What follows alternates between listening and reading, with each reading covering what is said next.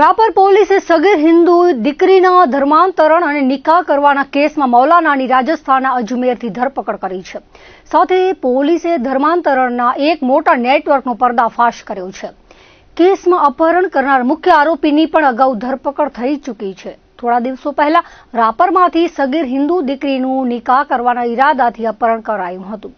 ઘટના બાદ પૂર્વ કચ્છ પોલીસે તાત્કાલિક વિવિધ ટીમો બનાવીને તપાસ શરૂ કરી હતી. પોલીસ અધિક્ષક સાગર બાગમાર અને નાયબ પોલીસ અધિક્ષક સાગર સાંભળાની સૂચના હેઠળ રાપર પોલીસ સ્ટેશનના પીઆઈ આર.એલ. ખટાણાના માર્ગદર્શનમાં ટીમોએ કાર્યવાહી કરી હતી.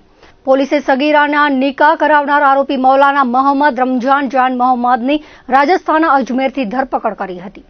પોલીસ તપાસમાં સામે આવ્યું છે કે આ મૌલાના ધર્માંતરણ કરાવવામાં સક્રિય હતો. હાલ પોલીસે આરોપી જાહિન ચૌહાણ અને મૌલાના મોહમ્મદ રમઝાન જાન મોહમ્મદના 5 દિવસના રિમાન્ડ મેળવીને વધુ તપાસ હાથ ધરી છે. તારીખ 12/6/2024 ફરિયાદીની સગીર વયની દીકરી ઉંમર વર્ષ 17 વર્ષ 3 માસ ને આરોપી જાહિન અબ્દુલ ચૌહાણ મુસ્લિમ ગેરકાયદેસર રીતે અપહરણ કરી ભગાડી જઈ અને અવારનવાર શારીરિક સંબંધો બાંધી ગેરકાયદેસર લગ્ન કરાવે છે.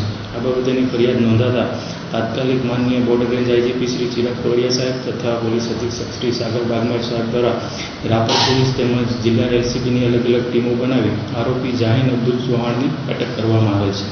આ બનાવ સંદર્ભે વધુ તપાસ કરતા આરોપી જાહિન અબ્દુલ ચૌહાણ એ સગીર વયની દીકરીને અજમેર ખાતે જઈ અને ત્યાં ખ્વાજા સાહેબની દરગાહમાં ઇમામ તરીકે નોકરી કરતા મોહમ્મદ રમઝાન જાન મોહમ્મદ દ્વારા ગેરકાયદેસર રીતે ધર્મ પરિવર્તન કરાવી અને ગેરકાયદેસર એમના લગ્ન કરવામાં આવે છે.